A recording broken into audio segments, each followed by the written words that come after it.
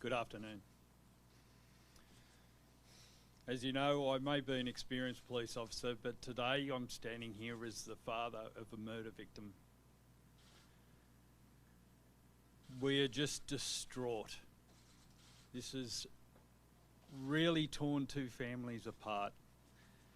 Our son Lucas was having the time of his life travelling the world. He met a beautiful young lady and they teamed up. They were a great pair and they fell in love. We were overjoyed for Lucas. He came to Canada and he planned a trip in a van with China. We'd been talking about it. We'd been discussing his trip and he communicated with us as they were leaving. What happened after that? Time will tell, I guess.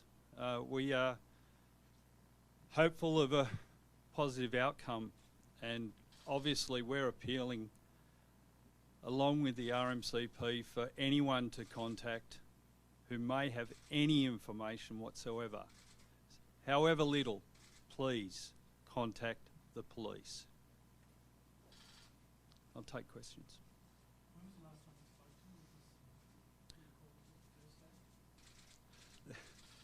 There are some difficulties with the dates because of the time differences between Australia and Canada, but we're in contact within hours of him leaving on this trip. Can you tell us a little bit more about your son and his relationship with his girlfriend and kind of what they brought into each other's lives?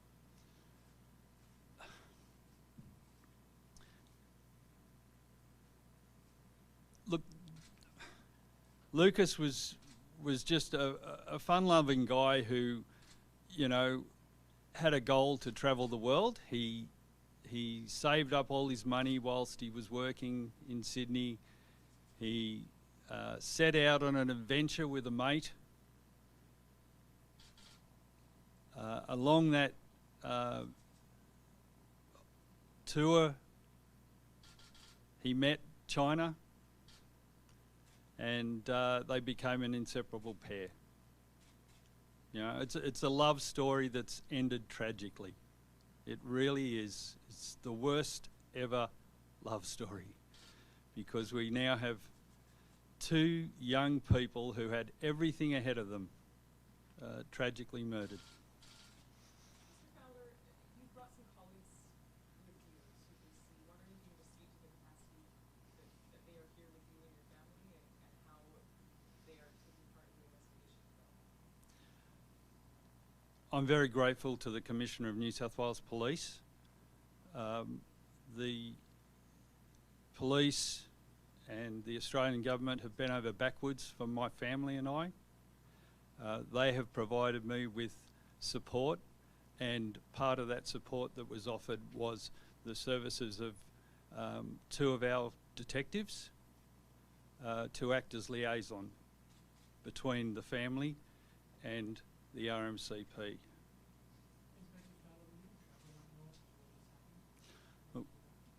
We've got no specific plans in place at this stage. We're taking it a day at a time.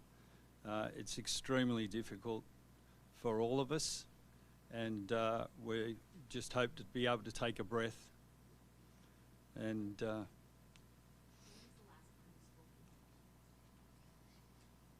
as I say, we were in communication because of where he was. We were using services available at the time, but within hours of him leaving on this trip with China. Sir, are you satisfied with the investigation?